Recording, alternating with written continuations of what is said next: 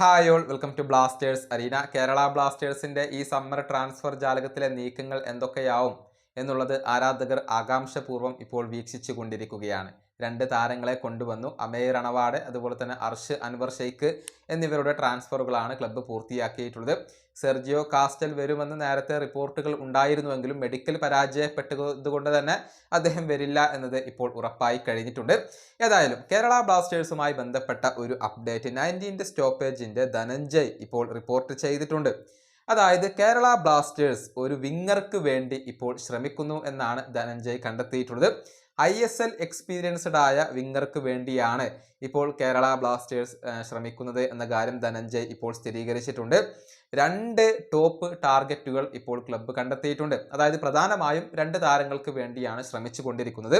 രണ്ടു പേർക്കും തങ്ങളുടെ ക്ലബ്ബുകളുമായി ഓരോ വർഷത്തെ കോൺട്രാക്റ്റ് ആണ് അവശേഷിക്കുന്നത്.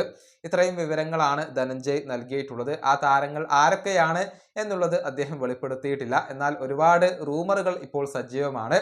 ഇസാക്ക് റാൾട്ടയുടെ പേര് ഉയർന്നു കേൾക്കുന്നുണ്ട്. ജിതിൻ MS-ന്റെ പേര് ഉയർന്നു കേൾക്കുന്നുണ്ട്. അതുപോലെ തന്നെ മുംബൈ സിറ്റിയുടെ താരമായ വിക്രം പ്രതാപിന്റെ പേര് ഉയർന്നു കേൾക്കുന്നുണ്ട്. പക്ഷെ ഏതൊക്കെയാണ് ആ രണ്ട് താരങ്ങൾ എന്നുള്ളത് വ്യക്തമല്ല. ഏതായാലും ഒരു വിങ്ങറെ കൂടി ടീമിലേക്ക് എത്തിക്കാനാണ് ക്ലബ്ബ് ഇപ്പോൾ ഉദ്ദേശിക്കുന്നത്. രാഹുൽ KP കേരള ബ്ലാസ്റ്റേഴ്സിന് നഷ്ടമായിരുന്നു. അതുകൊണ്ട് തന്നെയാണ് ഒരു വിങ്ങറെ ഇപ്പോൾ ക്ലബ്ബ് ലക്ഷ്യം വെക്കുന്നത്. ഏതായാലും മുന്നേറ്റ നിരയിലേക്ക് ഒരു മികച്ച താരം എത്തും എന്നുള്ളത് ഇപ്പോൾ ഉറപ്പായി കഴിഞ്ഞിട്ടുണ്ട്. ഈ വീഡിയോ അവസാനിപ്പിക്കുന്നു. അടുത്തൊരു വീണ്ടും കാണാം.